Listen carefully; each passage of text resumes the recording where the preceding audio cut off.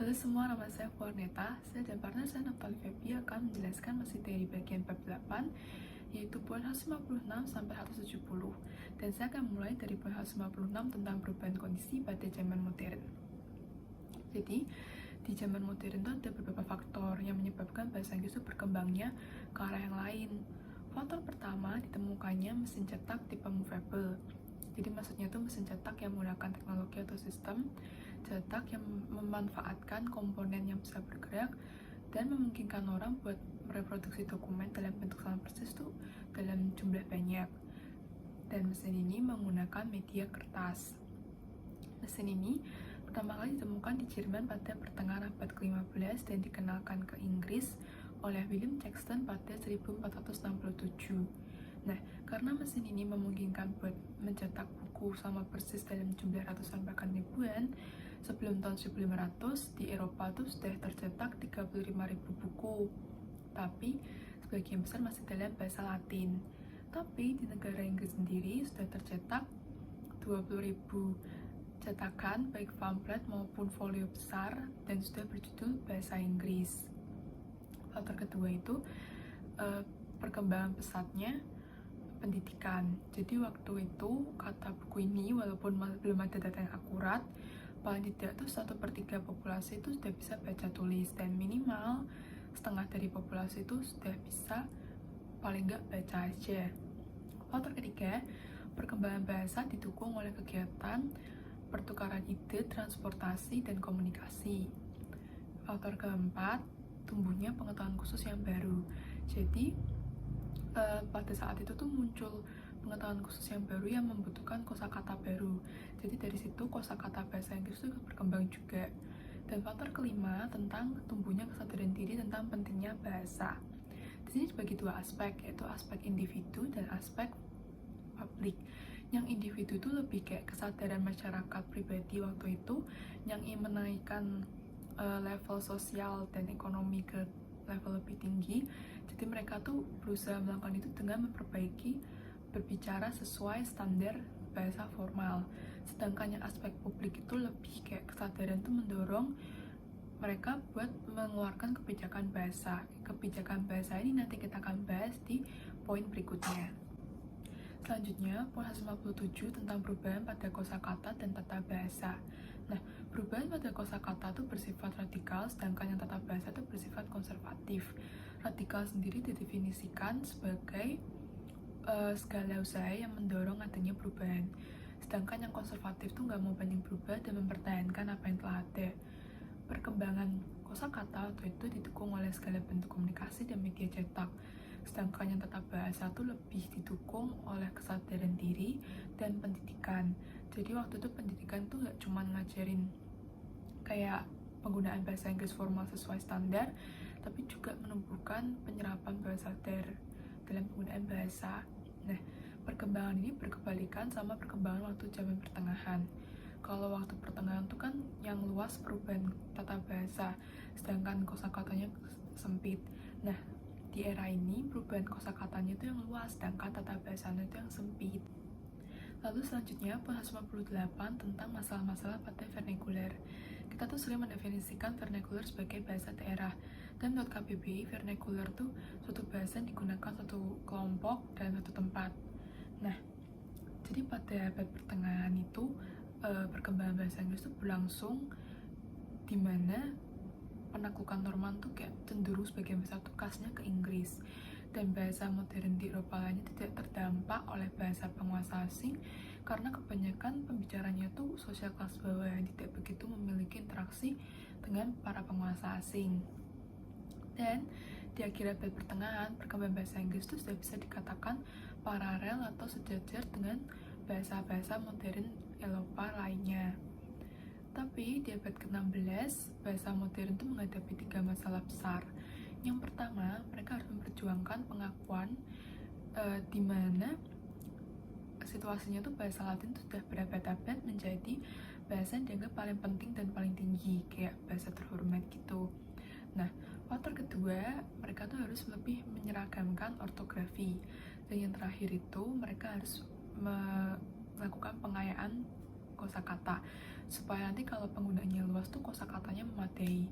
Ketiga, masalah ini benar-benar diperhatikan dan didiskusikan, tidak cuma di Inggris saja, tapi juga di Italia dan Prancis dan sebagian kecil Jerman dan Spanyol. Nah, si Italia itu punya tugas tambahan, yaitu menentukan dialek dasar sastra, sedangkan pembahasan yang di Prancis dan negara Inggris itu diatur oleh London dan Paris. Nah, selanjutnya kepuasan 59 tentang perjuangan untuk dikenal. Jadi, waktu itu memang bahasa Inggris sudah mendapatkan posisi dalam karya sastra populer, tapi masih ada suatu tradisi yang menghalangi perkembangan bahasa Inggris. Nama tradisinya adalah Revival of Learning, yaitu tradisi di mana selalu menggunakan bahasa Latin untuk buku-buku pengetahuan penting. Jadi pada saat itu tuh bahasa Latin sama Yunani itu nggak cuman bahasa yang digunakan dalam pengetahuan penting, tapi juga bahasa yang digunakan dalam puisi, filosofi, dan oratori penting yang kadang tuh wajib dibaca. Nah, bahasa Yunani dan Latin itu kan tergolong ke bahasa klasik yang didefinisikan hampir sempurna. Di samping itu masih ada namanya bahasa vulgar, yaitu bahasa yang tergolong kasar, tidak sopan, dan sumber bahasa itu terbatas. Bahasa klasik ini punya pembela.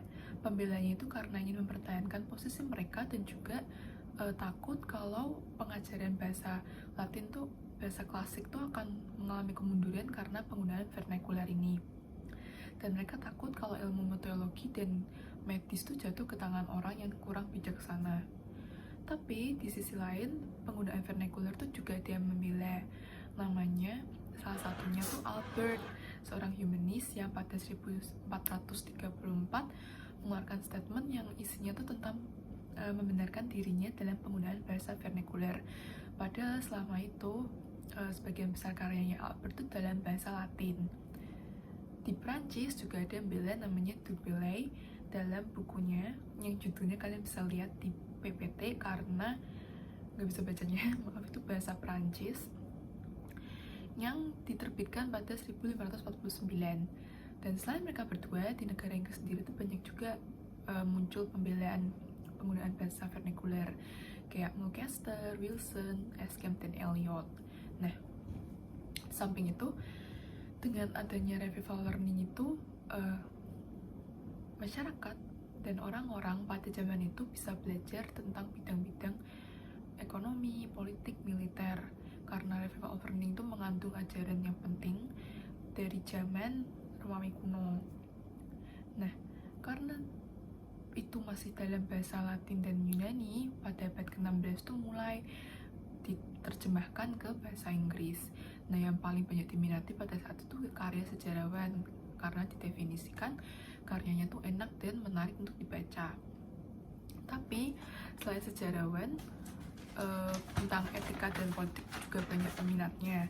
Salah satunya The Doctrinal of Praise Made by the Noble Orator Isocrates yang diterjemahkan dari bahasa Yunani pada awal 1534 oleh Sir Thomas Eliot.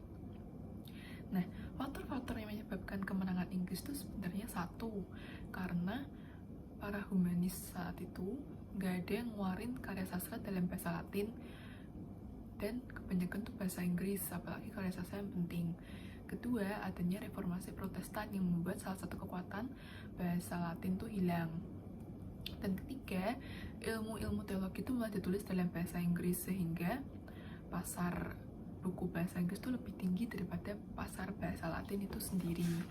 Nah, memang terlihat jelas bagi kita kalau bahasa Inggris tuh bakal menang, tapi sebenarnya itu perjuangannya tuh panjang dan susah. Bahkan para sastrawan dulu yang mau menulis dalam bahasa Inggris tuh kayak mengantisipasi juga takut dikritik karena biasa mereka pakai bahasa Latin. Nah, tapi ketika mencapai akhir abad, dapat terlihat bahwa bahasa Inggris tuh mulai memenangkan pengakuan, dan bahkan Sir Philip Sidney berkata bahwa bahasa Inggris itu merupakan bahasa yang cocok untuk semua lidah di dunia. Nah, selanjutnya kepuasan 160 tentang masalah ortografi. Jadi pada abad ke-16 tuh muncul pertanyaan tentang sistem penulisan Inggris yang benar, karena pada saat itu belum ada sistem tetap tentang penulisan pengejaan bahasa Inggris, dan pengejaannya tuh variasinya banyak, membuat orang bingung. Dan orang-orang tambah bingung ketika beberapa pengejaan tuh jadi konvensional dan pelafalan tuh pelan-pelan ganti. Nah, ada juga sistem di mana huruf tuh dimasukkan satu kata tapi tidak dibunyikan. Contohnya suara b dalam dub atau deb gitu. Nah, sebenarnya yang menyebabkan variasi pengejaan tuh karena antara satu penulis buku dan satu penulis buku lainnya tuh memiliki sistem ejaan yang berbeda. Contohnya Sir John Jake yang suka menggandakan vokal panjang. Contohnya kata take mengambil tapi dia A-nya double, jadi TAAK. Contoh-contoh yang lain kalian bisa lihat di PPT. Nah, selain itu Sir John Jake juga suka menghilangi akhiran E. Jadi kayak give memberi yang harusnya GIVE cuman GIV aja. Dan juga suka mengganti Y dengan huruf I. Contohnya day, hari. Harusnya kan DAY tapi dia harusnya DAI. Gak cuma Sir John Jake doang, tapi ada juga Richard Stanihurst yang hampir sama, itu menggandakan vokal. Misalnya the yang THE aja tapi dia E-nya double di belakang gitu.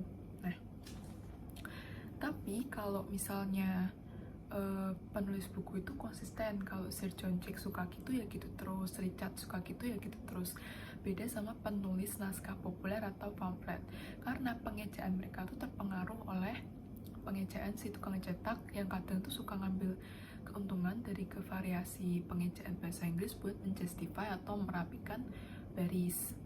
Contohnya itu Robert Greene dalam satu pamfletnya berjudul A Notable Discovery of Kosnek pada tahun 1591. Di sana ditemukan pengejaan kata yang harusnya sama tapi itu pengejaan itu beda-beda. Kayak Kani ada JONY aja, ada yang double N, ada yang pakai JONYE. Jadi macem-macem. Dan dia ngomong go pergi itu kadang GO, kadang GOE. Nah, selanjutnya pada abad ke-16 tuh sastrawan mulai menulis buku yang tujuannya buat menyeragamkan pengejaan bahasa Inggris. Salah satunya Thomas Smith yang dalam bukunya A Dialogue Concerning the Correct and Amended Writing of English Language, dia meningkatkan alfabet jadi 34 huruf dan menandai vokal panjang. Tapi si Thomas Smith ini masih menggunakan bahasa Latin dalam karyanya. Selain Thomas, ada juga John Hart dalam Unorthography. Lalu di 1570 dia menerbitkan buku lain yang judulnya A Method on Uncomfortable Beginning for All Unlearned Whereby They May Be Taught to Read English. Nah, si Hart ini membuat karakter spesial untuk CH, SH, TH, dan D. Tetapi si Smith sama Hart ini kayak karyanya tuh gak begitu ngasih efek buat pengejaan bahasa Inggris. Dan selanjutnya di 1580 masih ada namanya William Bullockar dalam bukunya Book at Large. Dan dia mengatakan kalau dia tuh mengambil keuntungan dari kesalahan yang dibuat Smith sama Hart. Namun lagi-lagi si karyanya William Bullockar ini tidak begitu memberikan efek berarti pada pengejaan bahasa Inggris. Pengejaan bahasa Inggris itu benar-benar terpengaruh setelah Mulcaster mengeluarkan buku yang judulnya Elementary pada tahun 1582. Nah, ini tuh merupakan buku yang paling ekstensif pada abad itu dalam memperbaiki variasi ejaan bahasa Inggris.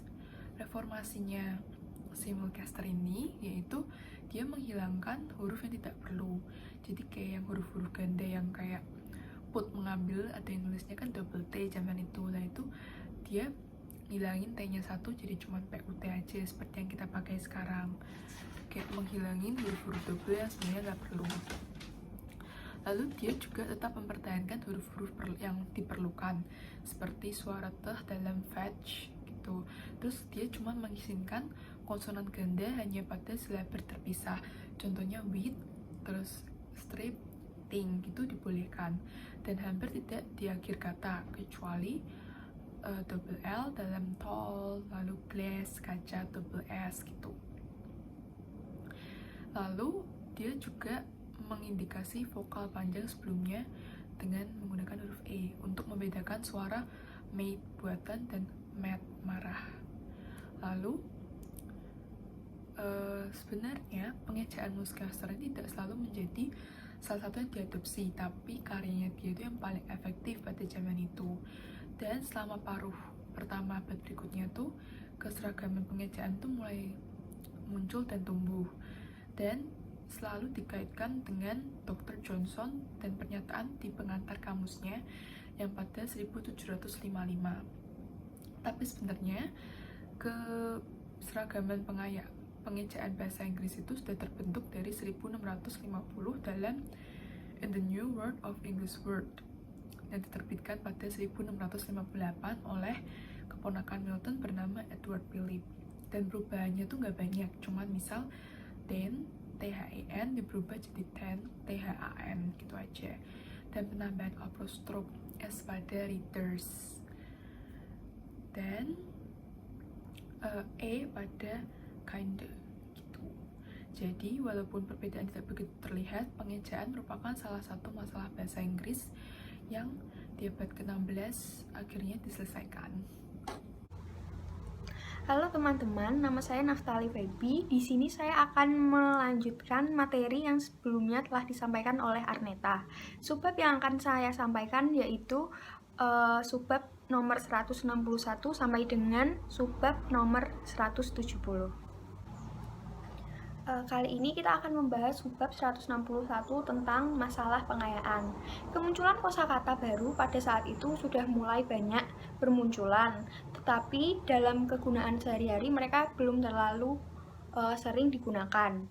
Nah, perluasan kosakata baru ini menjadi salah satu masalah utama dalam menentang bahasa modern dari sudut pandang abad ke-16. Periode Renaissance ini sendiri merupakan periode di mana semua aktivitas berkembang hampir di semua bidang. Contohnya yaitu penemuan Amerika, pembaruan gereja, teori Kopernikan, dan revolusi pemikiran.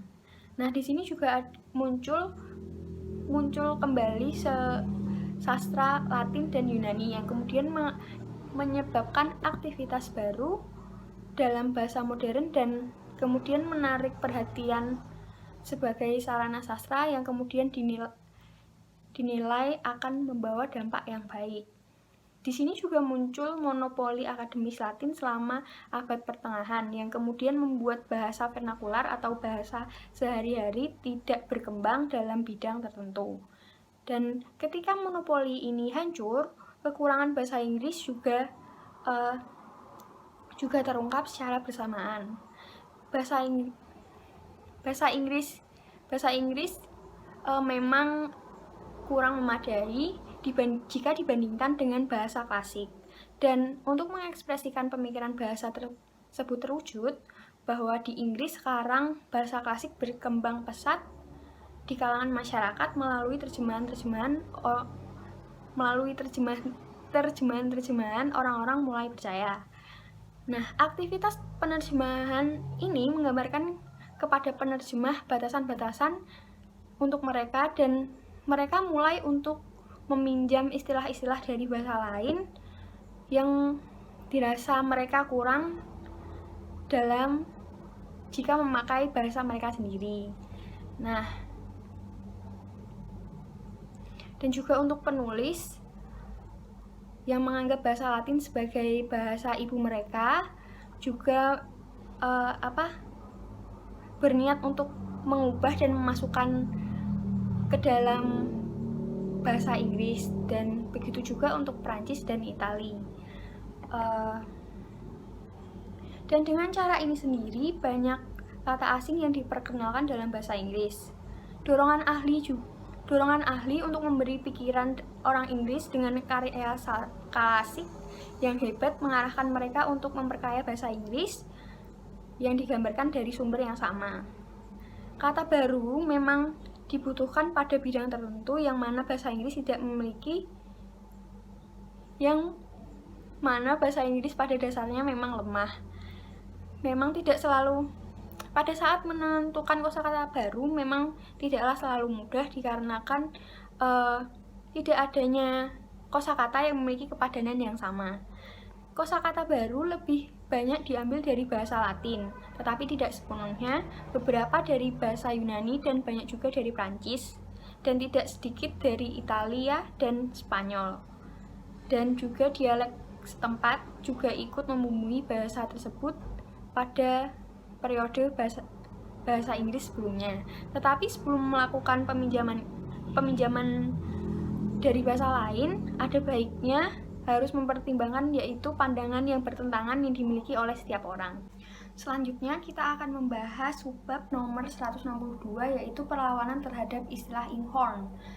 Nah, istilah ini muncul ketika peminjaman kata-kata asing dari bahasa lain tidak mencapai kesepakatan publik yang kemudian menyebut kata-kata baru tersebut sebagai istilah Inghorn.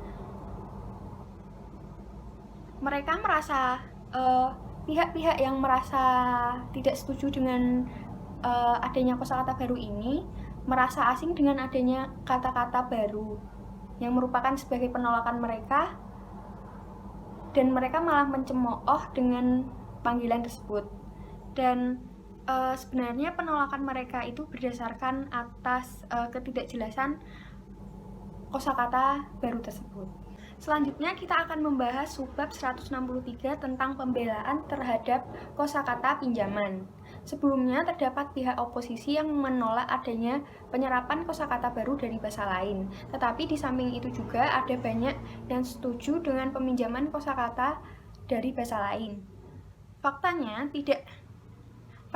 tidak hanya bahasa Inggris yang melakukan peminjaman kosakata di masa lalu, tetapi hampir semua bahasa, termasuk bahasa Latin dan Yunani juga memperkaya kosakata mereka dengan cara yang seperti ini. Perasaan asing terhadap kosakata tersebut dinilai seiring berjalannya waktu akan pudar dan luntur. Seperti yang dikatakan oleh Mulcaster, jika kita harus berkenalan dengan sesuatu hal yang baru dan membuat suatu hal tersebut sebagai hal yang biasa walaupun itu terlihat aneh. Orang-orang yang berdebat tentang kemunculan kosakata baru ini dinilai kondisi mereka belum siap dalam menganggap fenomena ini sebagai suatu hal yang wajar walaupun terlihat sedikit aneh. Kali ini kita akan membahas subbab nomor 164 yaitu kesepakatan terhadap kosakata baru. Pihak oposisi terhadap istilah Inghorn mencapai puncaknya pada abad ke-16 akhir periode Elizabeth. Peminjaman kosakata pada zaman ini telah sudah jauh dan fokus mereka ditujukan pada penyalahgunaan tata cara dibanding dengan tata cara itu sendiri. Penggunaan kosakata baru saat itu dapat dilakukan dengan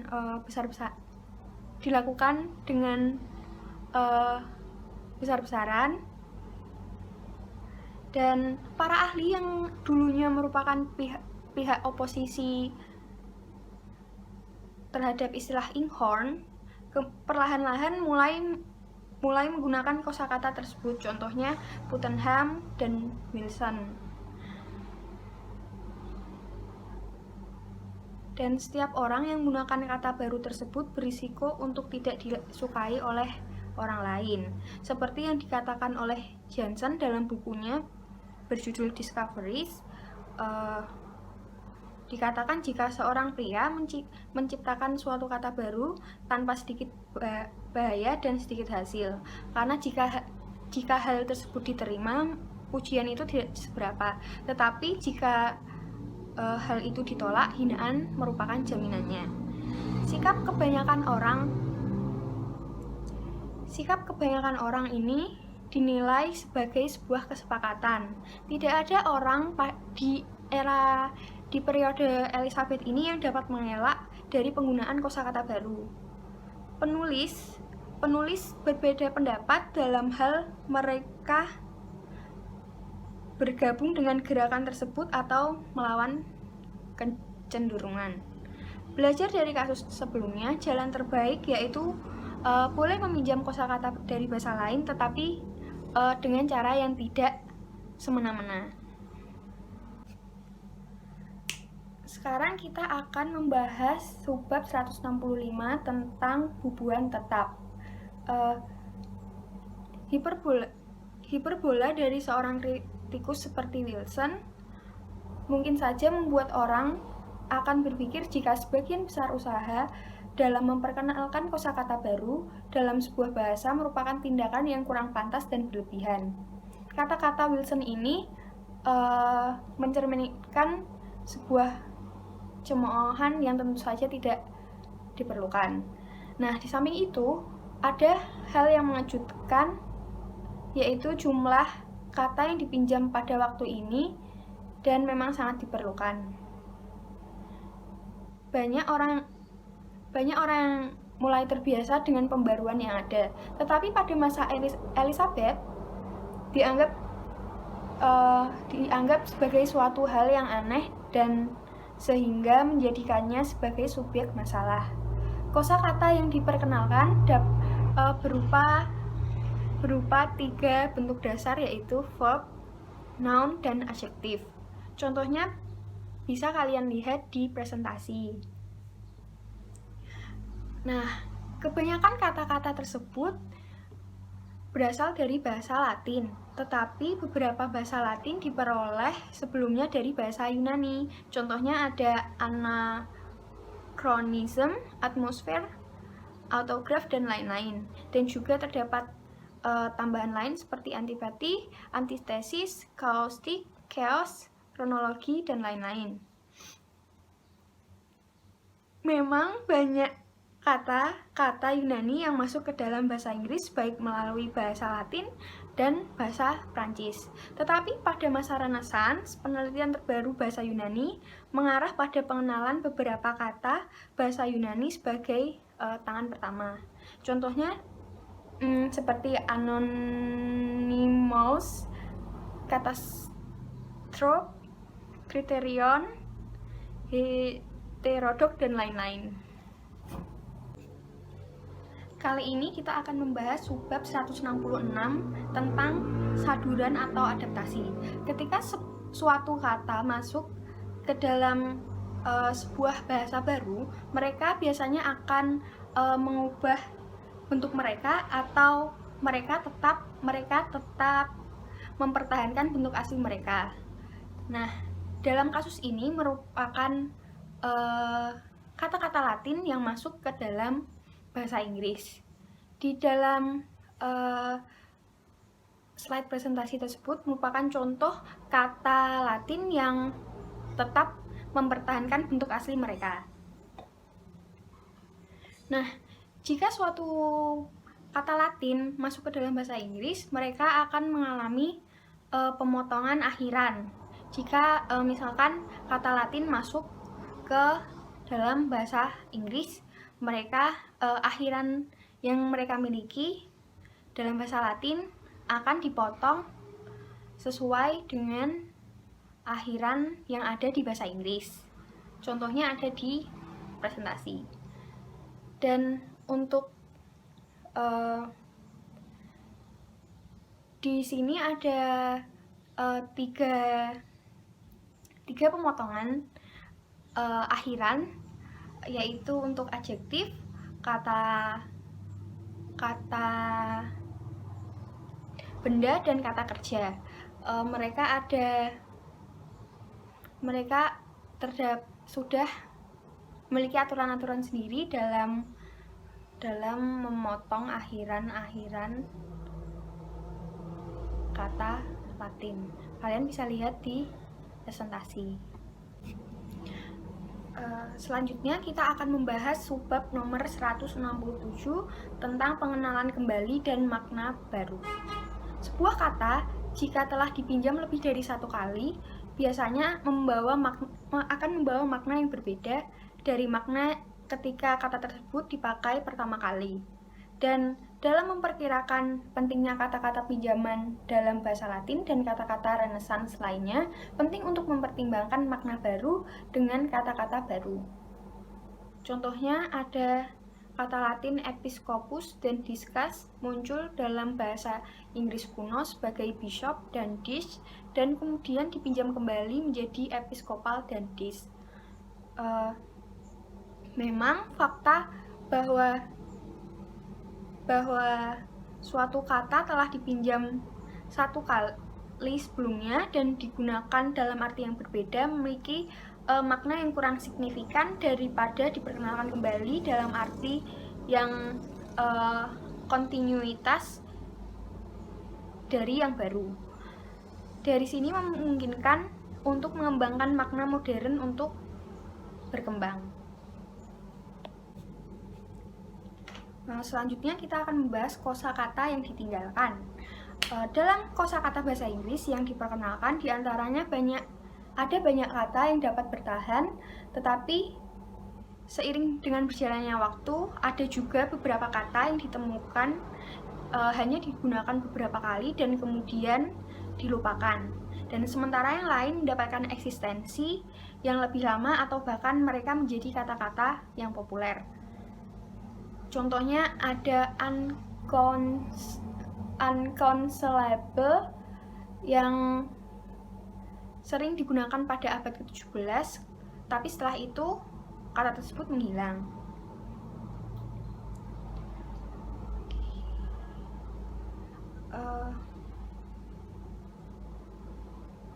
Beberapa kata digunakan dalam komunikasi secara umum untuk beberapa saat, tetapi kemudian untuk beberapa alasan mereka hilang dari penggunaan. Berikut adalah alasan mengapa suatu kata itu dihilangkan. Yang pertama yaitu demi susunan kata yang agak mirip. Contohnya adalah immaculate. Ya, kalian bisa baca sendiri di slide. Dan alasan yang kedua yaitu kata yang lebih pendek, dan yang ketiga kata tersebut tidak lagi digunakan.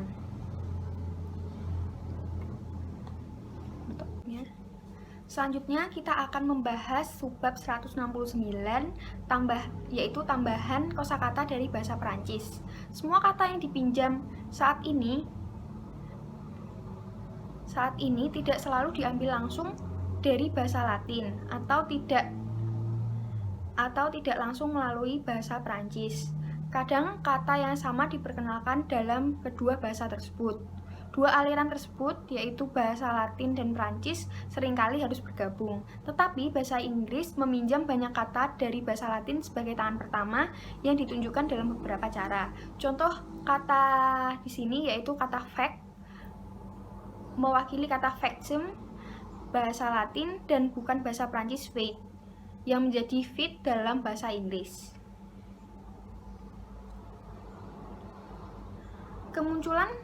Kemunculan sebuah kata dalam bahasa Inggris kadang lebih dulu dibanding Perancis yang merujuk pada adopsi langsung dari bahasa Latin. Perlu diingat jika banyak kata yang mungkin sama baiknya datang dari bahasa Latin maupun bahasa Perancis. Tetapi sangat tidak penting jika memilih sumber mana yang menjadi sumber langsung dalam pemasukan kosakata baru untuk bahasa Inggris, karena mereka sama-sama berasal dari bahasa Latin. Dan dalam banyak kasus Prancis telah mengusulkan sebuah contoh dalam memperkenalkan kosakata Latin dalam bahasa Inggris untuk membantu dalam saduran umum. Yang terakhir kita memasuki subbab 170 yaitu kosakata dari bahasa Roman. Kaum Puritan pada abad ke-16 keberatan dengan adanya 3 kelas kata yang asing yaitu istilah inkhorn, oversea, dan Chaucerism. Kata-kata pinjaman luar negeri meliputi dari bahasa Latin dan Yunani. Kosakata bahasa Inggris pada saat ini mengadopsi lebih dari 50 bahasa. 31 bahasa merupakan bahasa yang paling penting selain bahasa Latin dan Yunani, yaitu Prancis, Spanyol, dan Italia. Perjalanan bahasa Inggris di Prancis dan konsumsi buku-buku Prancis tercermin dalam beberapa kata, yaitu alloy, ambuscade, dan baluster. Tidak hanya melalui buku Prancis, bahasa Inggris digunakan, tetapi juga orang-orang Inggris seringkali berpergian ke Italia, mengamati arsitektur, dan tidak hanya menetapkan tata krama dan cara orang Italia berbusana, tetapi juga kata-kata Italia yang ikut mereka serap. Protes terhadap orang Inggris yang bergaya Italia ini sering terjadi pada sastra Elizabethan. Mereka tidak hanya merusak moral dengan membuat tren yang menurut mereka konyol, tetapi bahwa mereka membumbui percakapan mereka dengan bahasa oversea. Walaupun begitu, kosakata Italia seperti gaya busana Italia sering diadopsi di Inggris. Contohnya algebra argosi mulai ditemui dalam buku Inggris. Sering diadopsi di Inggris, kosakata Italia juga disesuaikan dengan bentuk Prancis. Contohnya ada battalion, bankrupt, bastion. Dan beberapa kata tetap mempertahankan bentuk Italia mereka dari Spanyol dan Portugis. Inggris mengadopsi alligator, uncurry, dan apricot. Kosakata tersebut menafsirkan kolonisasi benua Amerika, seperti kosakata Italia. Kadang kosakata Spanyol ditulis dengan bentuk Prancis, contohnya grenade, palisade, escalade, dan cavalier. Terkadang pengaruh dari gabungan bahasa-bahasa tersebut memberikan kosakata bahasa Inggris untuk kita.